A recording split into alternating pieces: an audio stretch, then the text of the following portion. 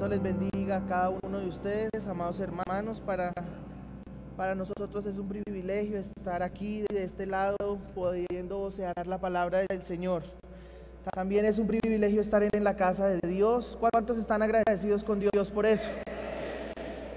Es un día maravilloso podernos despertar, venirnos hacia la casa del Señor, a escuchar su palabra, y que aún la naturaleza uno siente cómo lo recibe, cómo lo saluda, ese buenos días, y nos da una noticia hermosa, y es que Él ha resucitado. Amén. Bien, vamos a ponernos en la presencia del Señor y vamos a pedirle que Él sea el que nos ayude y que podamos en esta mañana, mientras consideramos un poco su palabra, que Él nos ayude y nos edifique. Buen Dios y Padre eterno, te damos gracias, Señor, por la oportunidad que nos das, Señor, una vez más, un día más de vida, Señor. Y aquí, Señor, en tu casa, en el puesto del deber, Señor, qué mejor otro lugar podría haber, Señor, para nosotros, tus hijos, Señor, que una vez, Señor, estuvimos muertos, pero que ahora vivimos, Señor, por el poder tuyo, por el poder de tu resurrección, Señor amado. Padre celestial, te agradecemos por ello, y ahora que vamos a considerar tu palabra, pedimos tu bendición, Señor amado, que tú vengas y reveles, Señor amado, el contenido de tu palabra, Señor, a cada corazón, Padre amado. Te pedimos tu bendición y tu ayuda en el nombre de nuestro Señor Jesucristo. Amén y amén. Bien, si gustan acompañarme al libro de Apocalipsis.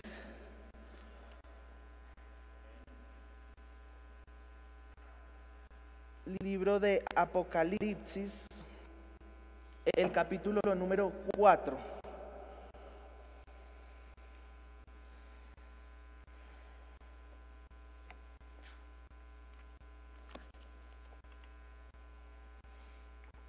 Vamos a estar leyendo del verso 1 al verso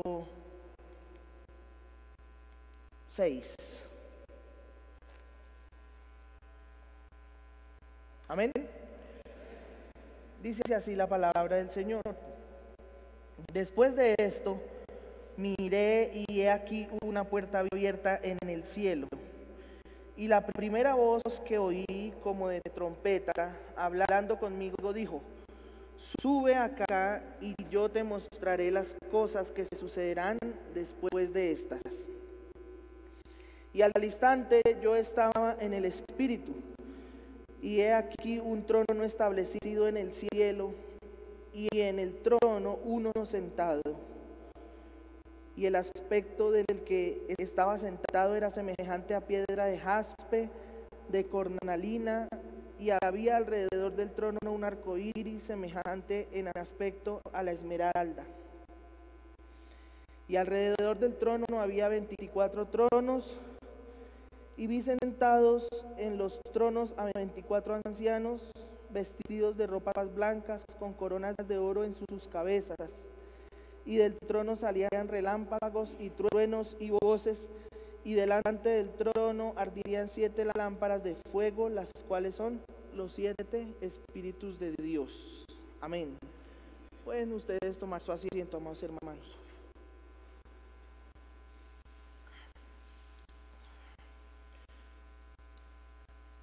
Vamos a estar hablando de un tema, el profeta predicó unos mensajes que se llama Apocalipsis capítulo 4. Vamos a estar hablando del trono de Dios.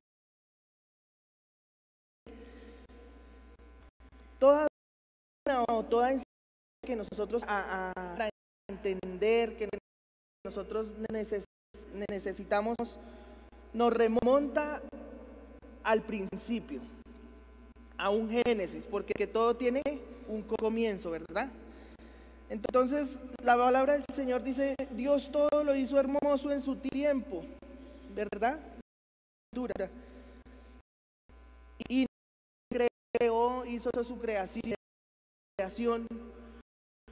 nos damos cuenta de algo maravilloso, y es que Él era el Dios sobre la tierra, ¿verdad?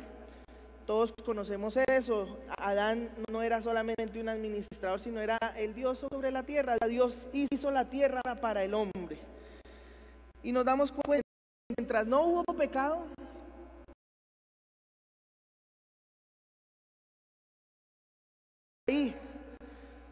y el Señor simplemente le decía, pues quítalo, háblale y Él se va a mover, ¿verdad? No sé cómo llamar a no sé cómo llamar a este animalito que se parece al caballo, pero es rayado. Pues el Señor le dijo, el nombre que usted le dé, ese es el nombre que va a tener, ¿verdad? Nos damos cuenta de que Dios le dio a ese Adán la potestad sobre toda la tierra. Hasta ahí todo era hermoso, maravilloso, porque era la manera en que Dios había hecho las cosas, ¿verdad? Pero nos damos cuenta que cuando el pecado entró, inmediatamente Dios aplicó su ley. Y Dios es inmutable, Él no puede cambiar, ¿verdad? Él no piensa hoy una cosa y mañana otra. Él sencillamente lo que dice lo cumple, ¿verdad? Él no puede otra cosa menos que cumplir su palabra. Y Él cumple su palabra, son bendiciones, pero también son maldiciones cuando no obedecemos a la palabra del Señor, ¿verdad? De manera pues que Dios cumple su palabra, sea cual sea la situación. Obviamente al Señor le dio duro, y desde que Él tuvo que hacer la separación y tuvo que enviar a Adán y a su familia, a Eva, a otro lugar, desde allí el Señor se dolió en su corazón, pero proveyó un camino de regreso, ¿verdad? Es el camino que usted y yo caminamos hoy para regresar a donde dejamos toda la herencia que el Señor nos había dado, ¿verdad? Fíjese usted, lo primero que pasó fue que Dios le tocó aplicar su ley, y la muerte entró en la tierra, y la muerte entró en el jardín del Edén, y la muerte entró en Adán y en Eva, ¿verdad? Y por ahí derecho a usted y a mí también, porque todo es por representación, ¿verdad? Se dio una sentencia. Fíjese usted, Adán y Eva encaraban a Dios todos los días. Todos los días en la tarde el Señor venía y hablaba con ellos, pero hubo un día diferente en que ellos no salieron al encuentro, sino que se escondieron, porque algo había pasado. Ustedes saben lo que pasó, ¿verdad? Fíjese usted, así como Adán y Eva sabían que tarde o temprano tenían que encarar a Dios y se escondieron y trataron de cubrirse con algo para poderse presentar delante de Dios, así también nosotros, para nosotros tampoco es extraño que tarde o temprano, lo creamos o no lo creamos, nos vamos a tener que encarar con Dios, amén. Y ahí es donde empezamos a meternos en el cuento nosotros. El trono de Dios, fíjese usted, ¿qué tiene que ver conmigo el trono de Dios? Cuando la sentencia fue dada, no fue dada solamente sobre Adán y sobre Eva, sino que toda la raza humana cayó, ¿verdad? Entonces nosotros, fíjese lo que dice el libro de Romanos, el apóstol Pablo lo dice, por cuanto todos pecamos, estamos destituidos de la gloria de Dios. Esa es la ley, esa era la sentencia y no había nada que hacer, pero Dios proveyó un camino. Y entonces es ahí donde nosotros empezamos a ver que necesitamos misericordia. Lo primero que necesitamos es ¿qué? Misericordia, ¿verdad? ¿Dónde encontramos esa misericordia? Con solamente nuestro Dios, ¿verdad? Pero ¿dónde está Dios?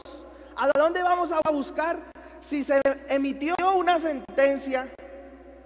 es porque había un juez en algún lado que la dictó, cumpliendo la ley. Pero usted sabe que a todo hay recurso de apelación y hay en todo este tipo de cosas algo se puede hacer, ¿verdad? Sin embargo, fíjese usted, la misericordia de Dios fue la que nosotros empezamos a ver que necesitábamos y empezamos a preguntarnos, ¿dónde está ese trono? Tengo yo que encontrar ese trono, si es que puedo, si es que quiero hallar misericordia. Amén. Bien, lo primero que Dios dice es que entonces, ¿dónde está el trono de Dios? Si gustan acompañarme, estamos en la escuela dominical, ¿verdad? Vamos a ir a Isaías 66.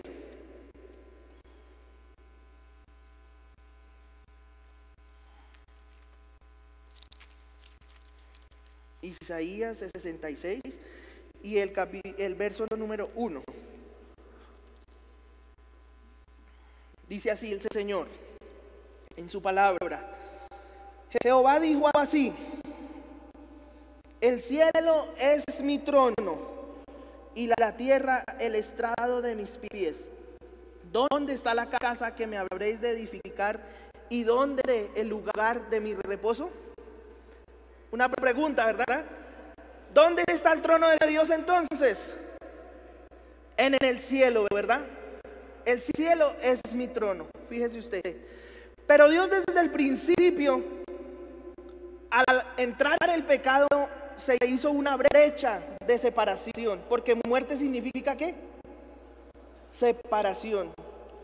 Y Dios desde entonces comenzó a buscar la manera de condescender, de volverse a acercar a su creación, a sus hijos. Entonces fíjese usted lo que dice, pero Dios quiso acercarse al hombre y después del principio trazó un camino de escape. Miremos lo que dice el profeta. En el mensaje de la revelación de Jesucristo, página 596.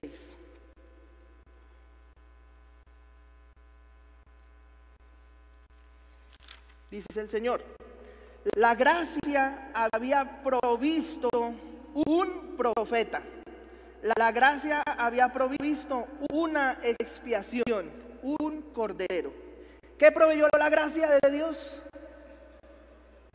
Un profeta. ¿Y qué más?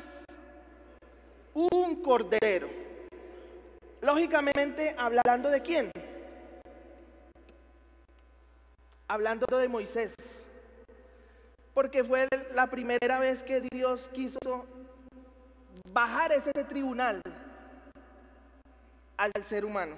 Fíjense en ustedes, acompáñenme al verso 25 del libro de Éxodo, al capítulo 25 del libro de Éxodo. Cuando Dios llamó a este hombre, proveyó un profeta y proveyó un cordero. Fíjese usted, Éxodo 25, el capítulo 9, el verso 9, perdón. Pero también hizo algo con este hombre, con Moisés. Dice el capítulo 25 de Éxodo, capítulo 25, verso 9 del libro del Éxodo. Conforme a todo lo que yo te muestre, el diseño del tabernáculo y el diseño de todos sus utensilios, así lo haréis. ¿Qué hizo Dios aparte de proveer un profeta? ¿Para qué proveyó ese profeta? Para sacar un pueblo de Egipto y llevarlo a otro lugar. Pero no solamente eso, sino que también cuando estaban fuera le encargó una tarea. ¿Cuál fue esa tarea? Fue y le mostró todo el tabernáculo como estaba, ¿dónde? En el cielo. Y le dijo: así como está, conforme a todo lo que yo te muestre, el diseño del tabernáculo y el diseño de todos sus utensilios, así lo haréis. Amén. Entonces nos damos cuenta que Dios le mostró el diseño, Entonces nos damos cuenta que el primer trono de Dios, ¿dónde estaba? En el cielo, pero Moisés recreó en la tierra conforme lo que había visto en el cielo, ¿verdad?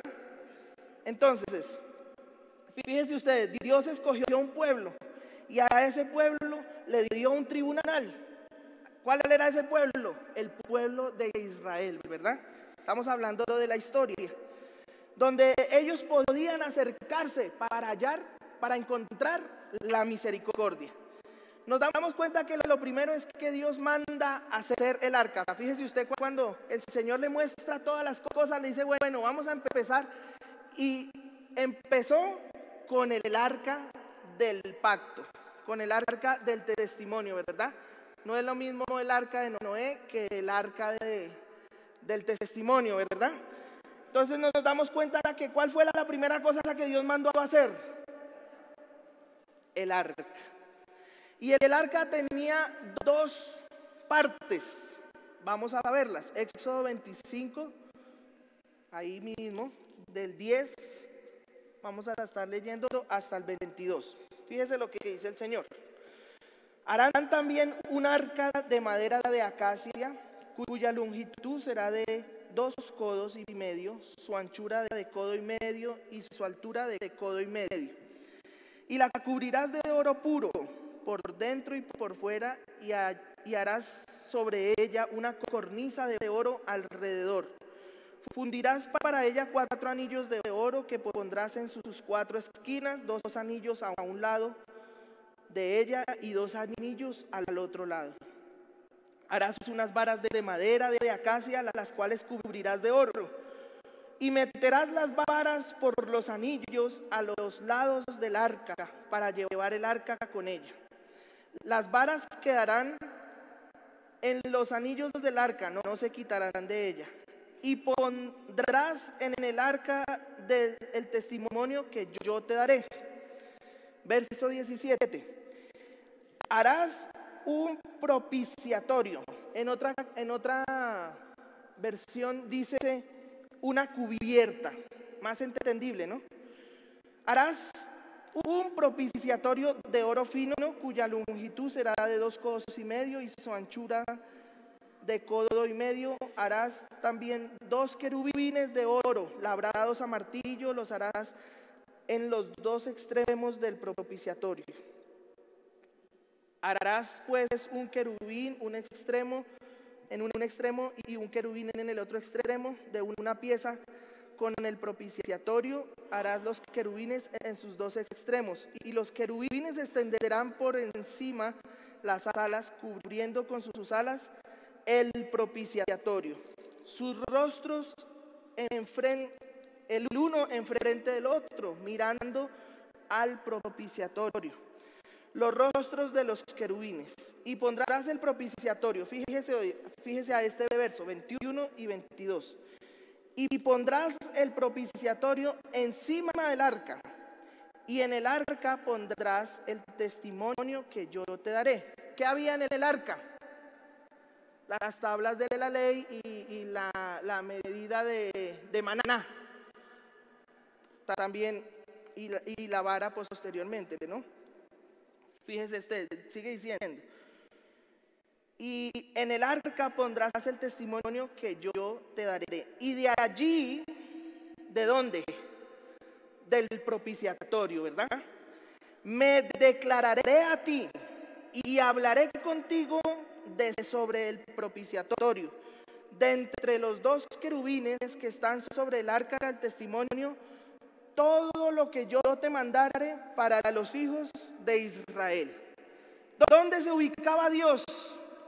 En el tabernáculo. Fíjense ustedes conocen la historia. No eran en los atrios y tampoco era en el lugar santo, era en el lugar santísimo. Pero ese lugar santísimo también tenía el arca. No era solamente una pieza, sino que eran 2 piezas. ¿En dónde estaba el Señor? En el propiciatorio. ¿Bien? Bueno, propiciatorio. Entonces ya sabemos que es un cofre y una cubierta. ¿Qué significa propiciatorio? Para que podamos nosotros entender mejor. Dice así en el diccionario, que tiene la capacidad de hacer propicia o adecuada o favorable una cosa, un medio o un lugar de reconciliación. ¿Un lugar de qué? ¿En qué propiciatorio, en el propiciatorio se llevaba a cabo la reconciliación de quién? Del hombre con Dios. Entonces nos damos cuenta que ese altar fue hecho exactamente conforme Dios se lo había mostrado. ¿Dónde lo vio Moisés? En el cielo. Amén. Fíjense en ustedes. Ahora, para entrar allí, esos eran los utensilios. ¿Cómo entraban allí? Estamos repasando porque yo sé que ustedes ya entienden todas estas cosas, pero siempre es bueno tocarlas y hay cositas muy especiales que Dios tiene para nosotros ahí. Levíticos 16:14.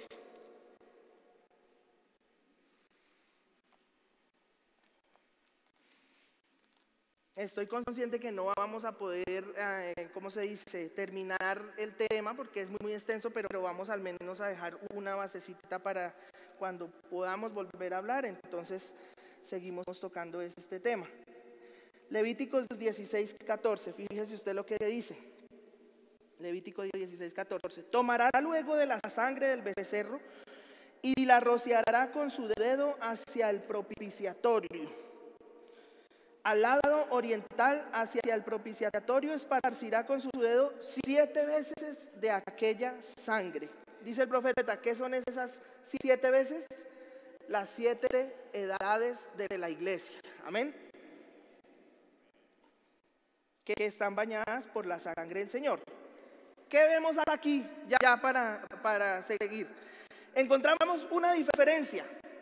Cuando leímos Apocalipsis capítulo 4, encontramos un trono, no es el trono de misericordia, dice el profeta, porque en el trono de misericordia no hay truenos, ni relámpagos, ni humo. El capítulo 4 de Apocalipsis es trono de juicio, amén. Pero en el propiciatorio sí había misericordia. ¿Por qué? Por una razón, porque la sangre había sido derramada y esparcida sobre el propiciatorio. Era el requisito que Dios ponía y que Dios pone, porque Dios no cambia, ¿verdad? ¿Cuántos quieren entonces hablar del trono de juicio? ¿Cierto que es mejor el trono de misericordia? Necesitamos la misericordia. Vamos a mirar una cosita que dice aquí el profeta. Rápidamente. Página 592 del mismo mensaje. Listo. Mire lo que dice. Hoy es el día de misericordia. ¿Cuándo es el día de misericordia? Hoy. Ahora, volvamos aquí en el Antiguo Testamento, solo un poquito y averigüemos qué es misericordia. Volvamos y veamos lo que sucedió en este trono. Por supuesto, ese es el tribunal. Y hoy la razón de que hay misericordia es porque el propiciatorio está rociado con una expiación. Sangre. Y mientras haya sangre en el tribunal, entonces ya no es juicio, es misericordia. ¿Cuántos están agradecidos por la sangre? Porque algo murió para detener el juicio. ¿Sí lo ven? Si lo ven, digan amén, dice el profeta. Mientras haya sangre sobre el propiciatorio, mostró que algo murió para detener el juicio. Pero cuando la iglesia es raptada, el propiciatorio llega a ser un tribunal. ¿Quién quiere estar en ese tribunal? Dios nos guarde, ¿de verdad? Dice el profeta, oh hermano, nunca quiera usted pararse allí.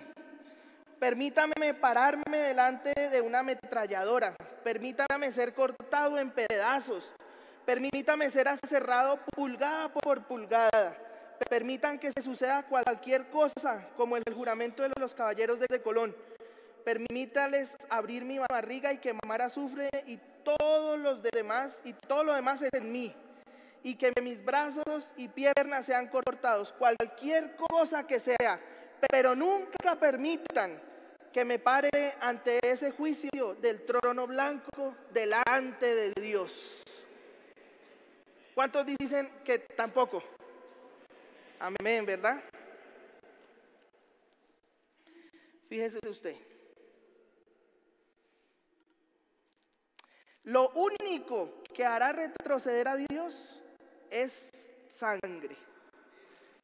El sacerdote en ese tabernáculo, en ese propiciatorio, tampoco podía entrar todos los días.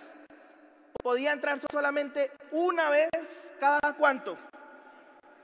Cada año. Y ofrecer sacrificio por sí mismo, por su casa y por su pueblo. Amén. Fíjense en ustedes.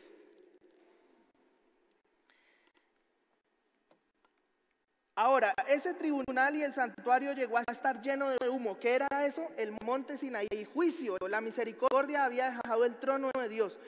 Dios va a juzgar al mundo sin misericordia.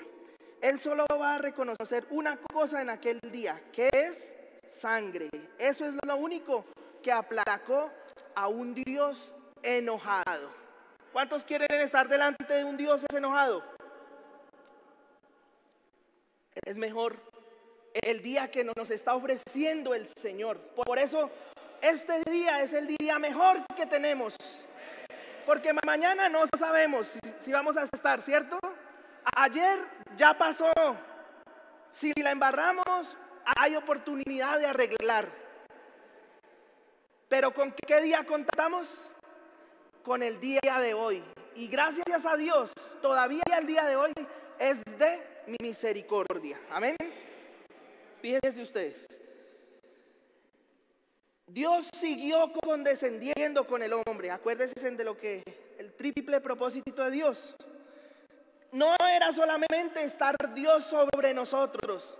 Cuando vino en Jesús, ya no era Dios sobre nosotros allá, sino era Dios con nosotros, Emmanuel, ¿verdad? Un poco más cercano. Él se acercó más al hombre. Él dijo, el reino de los cielos se ha acercado, ¿verdad? Fíjense en ustedes. Juan, el capítulo 5. Vamos a ir a Evangelio según San Juan, el capítulo 5.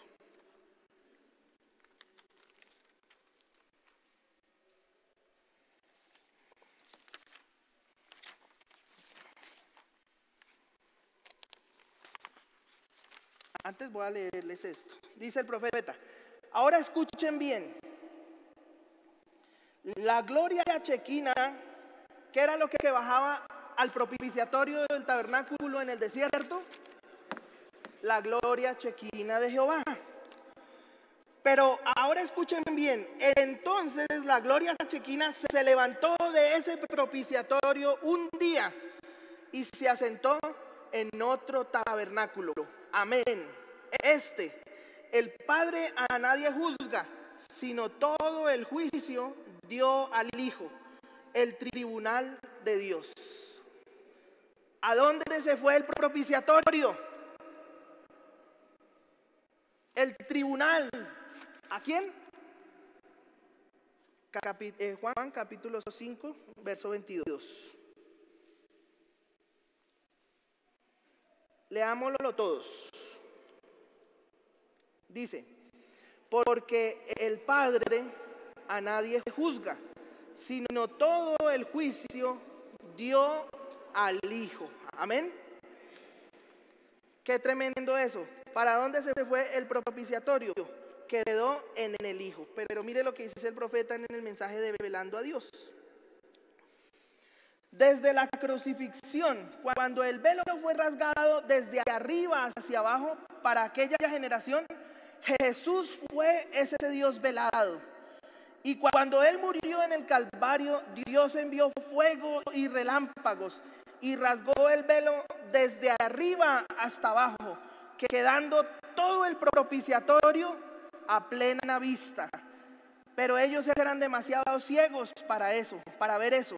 No obstante, como dijo Moisés, Pablo dijo, leyendo de Moisés, cuando Moisés es leído, todavía ese velo sigue en sus corazones. Oh hermano y hermana, esto es lo que hicieron los judíos cuando el velo fue rasgado, trayendo a Dios a plena vista, colgado en la cruz. Él quedó a plena vista. Sin embargo, ellos no pudieron verlo. Amén. Uno dice, los judíos muy tremendos, ¿verdad? Cantaban todo el tiempo en sus sinagogas acerca de la venida del Mesías. Se sabían los salmos, los repetían en la mañana, en la tarde, por el camino, los colgaban en los dinteles de sus puertas. Todo lo que Moisés les había dicho. Y el propiciatorio quedó expuesto y no lo vieron. Pero dice el Señor, ¿será posible que los gentiles han hecho lo mismo? ¿Será posible? ¿Qué dice usted? ¿Será posible o no será posible? Dice, oh Dios, cuando han tenido las edades de la iglesia, el Hijo de Dios, pero ahora cuando el velo de estas denominaciones y cosas, el velo de la tradición que tenemos desde Pentecostés, cuando las tradiciones de la iglesia han sido rasgadas, las cosas que la gente dice, los días de los milagros han pasado y estas cosas, Dios ha quitado el velo de eso, trayéndolo a plena vista, y estos están listos para crucificarlo de nuevo. Es exactamente igual. El velo, el propiciatorio, la manera de encontrar misericordia y hallar vida, no fue reconocida por los judíos. Pero dice el Señor, tampoco lo será en los gentiles. Dios se ha presentado, ¿verdad? ¿Qué bajaba? ¿Qué veía el sacerdote cuando entraba al lugar santísimo? La gloria chequina de Jehová. La luz encima del propiciatorio. La sangre era de cordero, ¿verdad? Hoy, o hace 2000 años, esa gloria chequina se hizo hombre y no lo aceptaron. Hoy el Señor Jesús murió, resucitó, ascendió y la columna de fuego siguió entre nosotros, ¿sí o no? Está fotografiada, pero adivinen qué pasa. Hoy tampoco la creen, ¿verdad? Vamos a mirar otra cosita. Fíjese lo que dice el profeta.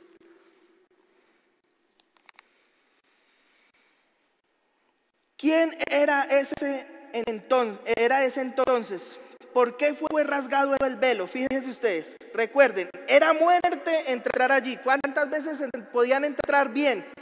Una vez, con vestiduras hechas de manos santas, con pasos firmes, repitiendo, santo, santo, santo. Cada cosa tenía que estar puesta en orden. Y si no, moría el sacerdote que entraba allí.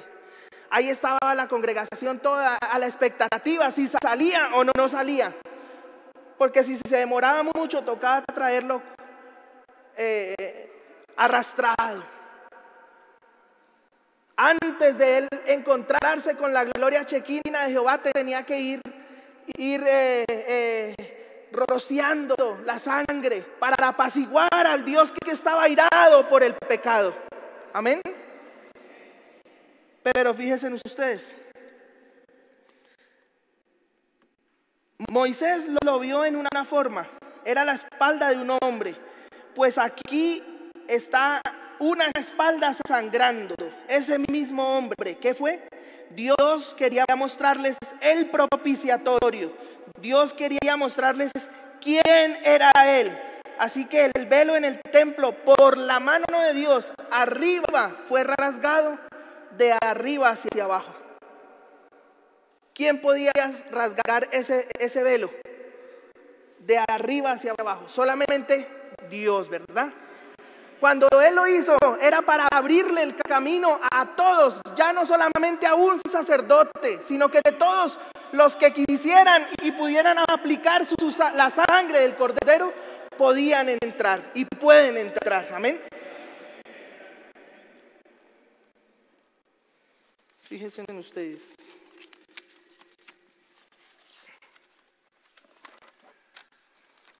Ahora fíjese, cuando ellos entraban a la congregación, podía llegar allí, los sacerdotes podían pararse allí, pero solamente el sumo sacerdote podía entrar allí una vez al año, llevando sangre con él.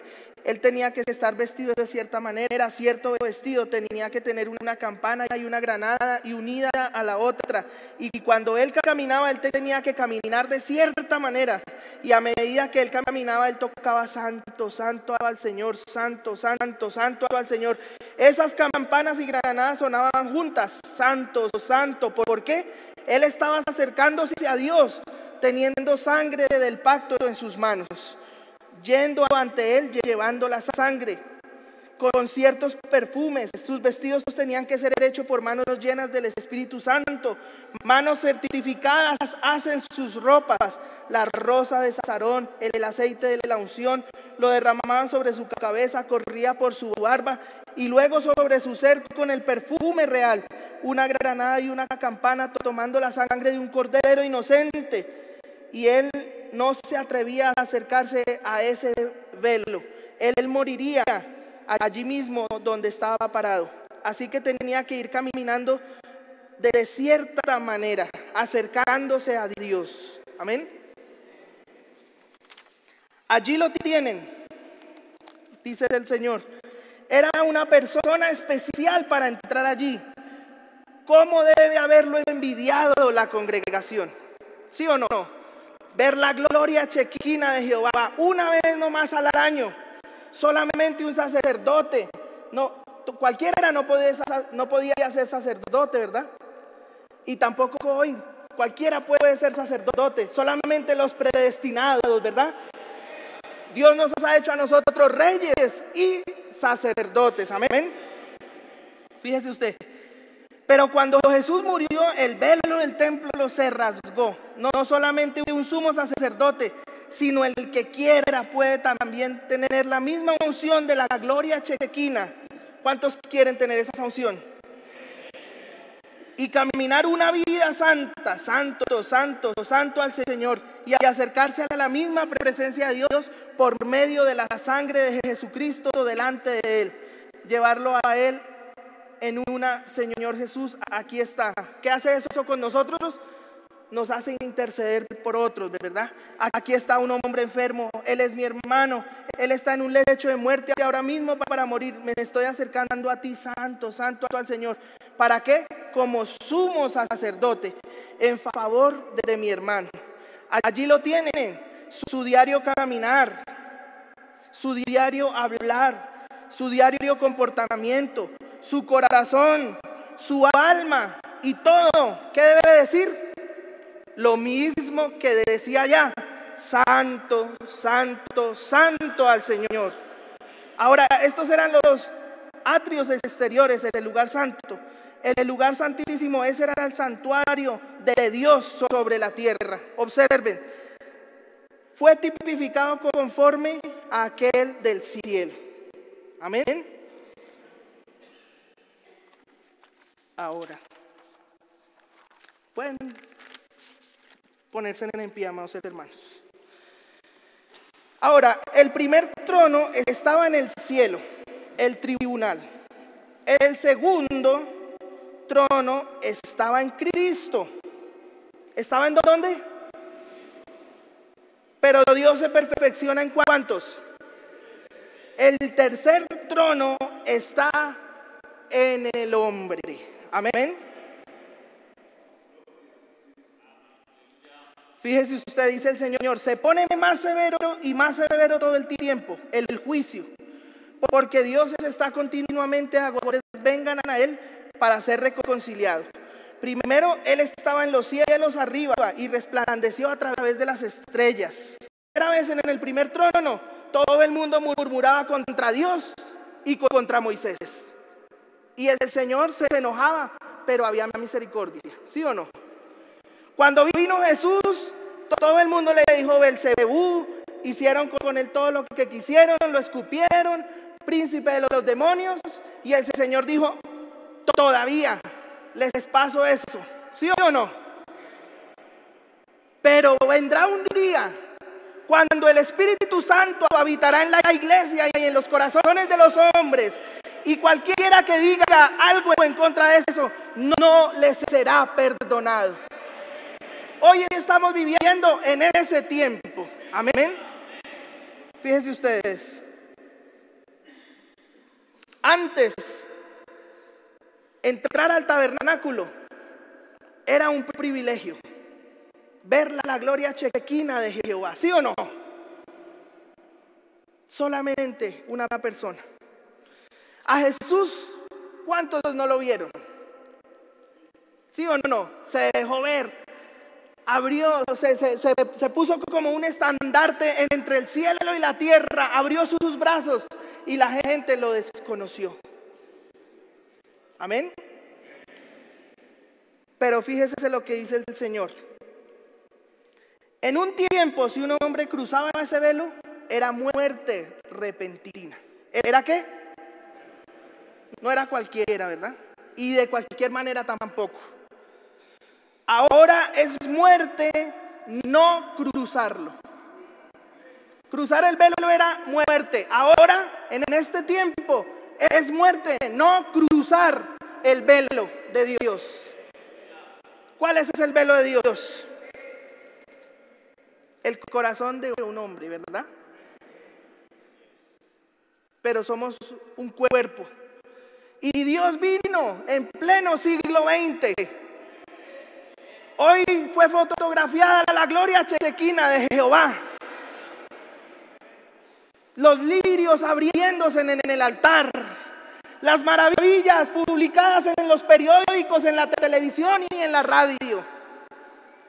Es un pecado no creer en Dios.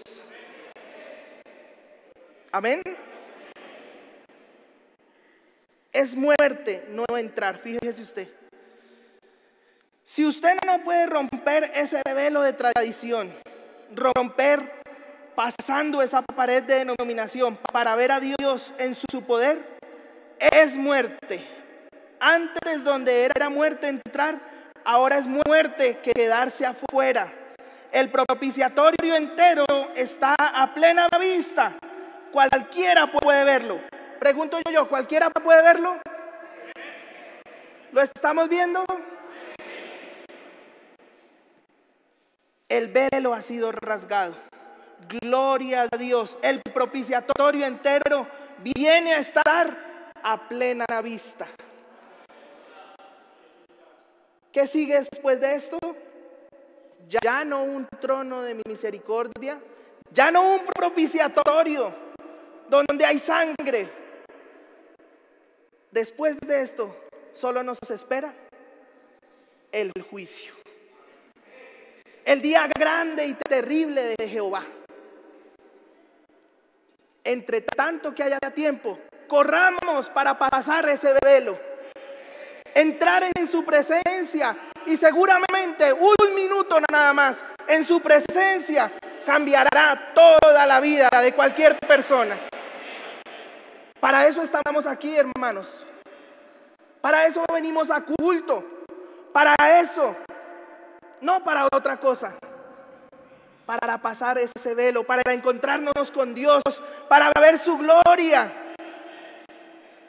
para que Él haga su trono y su habitación en cada uno de nosotros. Fácil creer en la historia, pero ¿quién dice que Jesús es venido en carne, en tiempo presente? ¿Quién puede confesar eso? fácil. Jesús vino hace 2000 años, sí, gloria a Dios por eso. Pero ¿y en dónde está ahora? Él le gusta velarse y esconderse. Y no solamente en el profeta, en usted y en mí también. Amén. Vamos a orar. Buen Dios y Padre eterno, te pedimos, Señor, ahora en este culto, Señor, que acaba de terminar, tu bendición, Señor amado. Cada uno de los que estamos aquí, Señor, es entre muerte y vida, Señor amado. Entre vida y muerte, Padre Celestial. No contamos sino con el día de hoy, Señor. Este es el día aceptable, Señor amado. Por favor, permite que el pecador venga y sea salvo, Señor amado. Entre tanto que hay oportunidad y tú estás llamando al último, Señor. Padre Celestial, si somos nosotros los que todavía no hemos pasado ese velo, Señor, no nos hemos encontrado cara a cara con tu gloria chequina, Señor, nuestras vidas aún no han sido cambiadas, Señor. Entonces, por favor, Señor, mientras haya tiempo que lo podamos hacer, Señor amado, pon en nuestro corazón desesperación, Señor, para poder llegar a tu altar y entregarnos completamente, Señor, hasta que seamos cambiados, Señor amado, por tu gloria, Señor. Padre Celestial, sé, Señor, que eso es un pensamiento muy extenso, Señor, y que hasta ahora estamos empezando a tratarlo, Señor, pero por favor, revela tú en el corazón, Señor, el contenido de estas palabras cortas, Señor amado, y que sean de beneficio para tus hijos, Señor. Porque lo pedimos en el bendito nombre de nuestro gran Dios y Señor, el Señor Jesucristo. Amén y amén. Dios les bendiga, amados hermanos.